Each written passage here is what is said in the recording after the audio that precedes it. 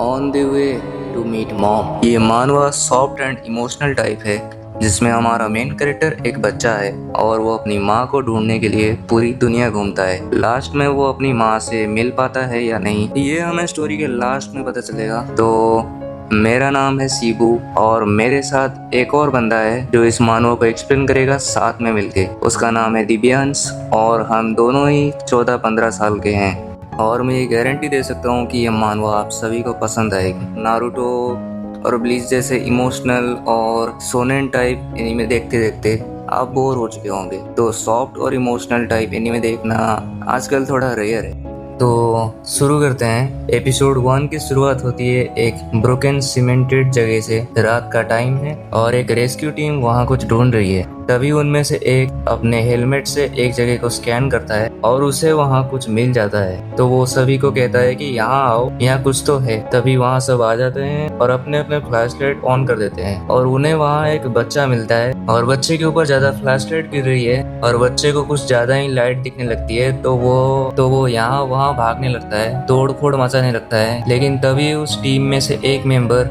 जाली फेंक देता है जिससे बच्चा पकड़ा जाता है। अब सुबह का सीन दिखाया जाता है। एक दिन बीत चुका है और वो बच्चा एक पेड़ पे सोया हुआ था।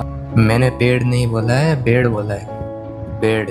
वो अपनी आंखें खोलता है। वो बच्चा भी थोड़ा शौक है जैसे उसके लिए कोई न्यू जगह हो। तभी दूर का व्यू देखते हैं उस जगह का। वो एक चिल्ड्रंस प्रोटेक्शन जोन है, मतलब ऑर्फनेज टाइप, जहाँ छोटे बच्चे रहते हैं। अभी वो बच्चा यहीं रह रहा है। तभी हम बच्चे पर आते हैं जो चलने की कोशिश कर रहा है लेकिन चल नहीं पा रहा क्योंकि कल रात उसे बहुत जगह चोट लग गई थी और उसे ये जगह काफी अजीब लग रही होती है क्योंकि वो हमेशा से वाइल्ड जंगलों में रहते आया है। क्लीन कपड़े, क्लीन जगह और टाइम पे खाना, ये सब देख के उसे अजीब सा लग रहा है जैसे कोई नई जगह हो। तभी कुछ दिनों बाद का सीन देखते हैं जहाँ वो लड़का एक हिल टॉप पर बैठा हुआ है और वो ज्यादातर टाइम इसी हिल टॉप पर बिताता है, सोचता रहता है और वहाँ पे बैठा रहता है। वो बच्चा वहाँ पे बैठा ही होता है। तभी वहाँ कुछ और बच्चे आके वो पूछते हैं कि तुम अकेले यहाँ पे क्या कर रहे हो, हमारे साथ आ जाओ, हम खेलते हैं।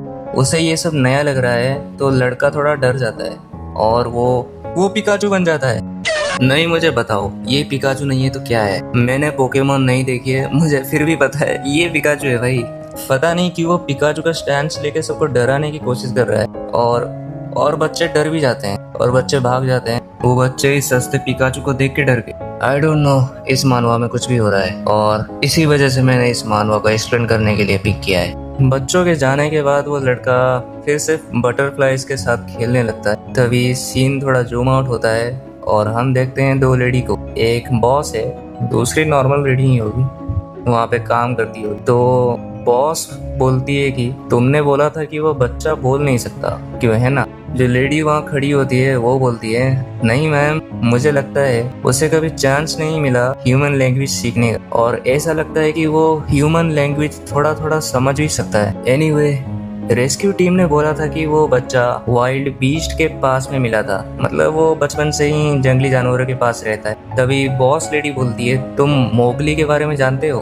तभी लेडी बोलती है मोगली मतलब मैं नहीं जानती। बॉस लेडी हंसते हुए कहती है हाँ, तुम न्यू जनरेशन को मोगली के बारे में नहीं पता होगा। उस कहानी में एक बच्चा है जो वाइल्ड बीस्ट्स के साथ जंगलों में रहता है। तभी सीन चेंज होता है और बेल बजने लगती है और बच्चे भाग रहे होते हैं। वो लड़का भी उनके बीच में होता है और वो देख रहा होता है कि बच्चों को कुछ लेटर्स मिले हैं, जो लेटर्स उनके पात्रोन ने भेजा है। पात्रोन मतलब वो जो फाइनेंशियल सपोर्ट भेजता है ऑर्फनेज को उनके खास बच्चों के लिए, मतलब फाइनेंशियल सपोर्टर होते हैं जो अपने अपने खास बच्चों के लिए पैसे भेजते हैं ऑर्फनेज को। लड़का कुछ सोच ही रहा होता है कि तभी उसके बगल में एक छोटी ऑरेंज बालों वाली लड़की बोलती है पात्रोन वो हमें कुछ लेटर्स भेजते हैं और कभी कभी तो वो हमें गिफ्ट्स भी भेजते हैं। लड़का कंफ्यूज हो जाता है। ऑरेंज हेयर लड़की पूछती है क्या तुम्हारा कोई पात्रोन नहीं है? पात्रोन मतलब वो जो हमारी केयर करते हैं। और वो लड़की लड़के का हाथ पकड़ के कहीं ले जा रही होती है।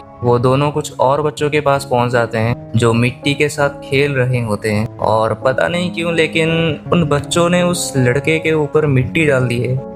मतलब उधर इतने सारे बच्चे थे लेकिन उन बच्चों ने सिर्फ एक ही बच्चे को चुना, हमारा मोगली।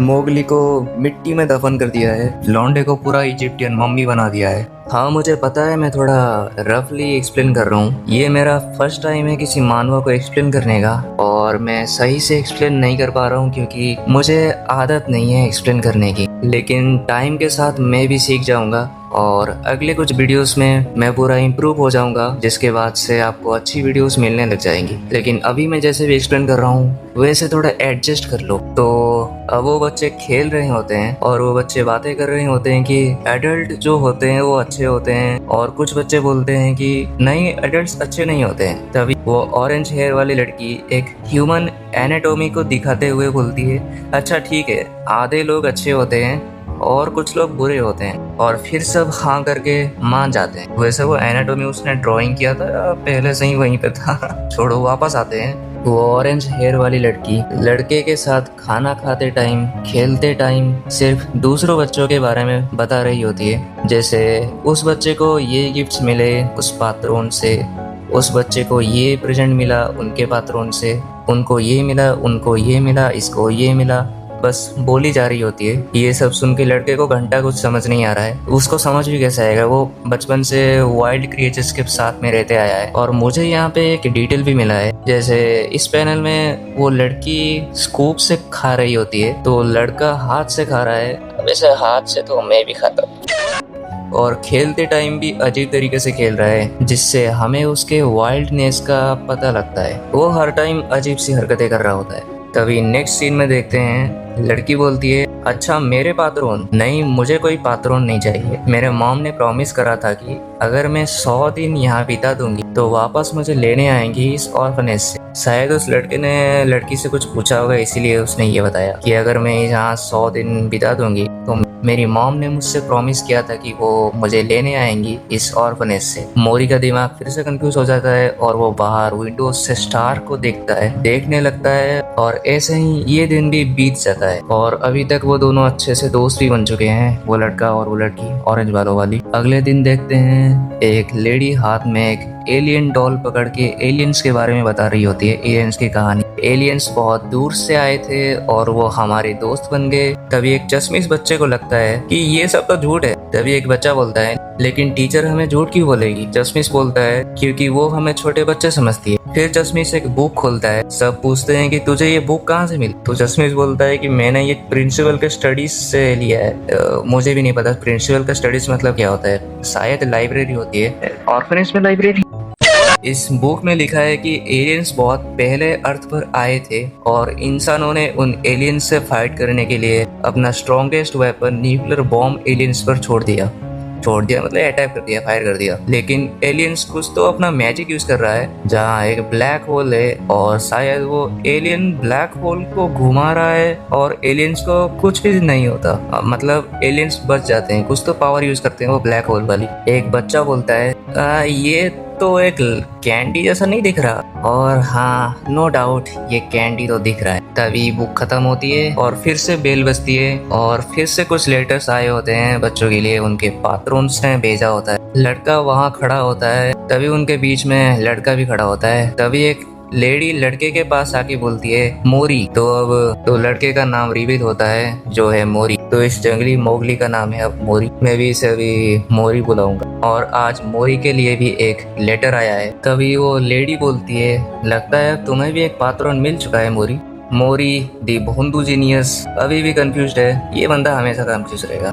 लेकिन तभी एक खिलौने वाली बाल्टी गिर जाती है। मोरी पीछे मुड़ के देखता है तो वहाँ उसे वो ऑरेंज हेयर लड़की दिखती है जो अभी रो रही है। अब वो क्यों रो रही है वो नहीं पता। एपिसोड 1 यहीं खत्म होता है।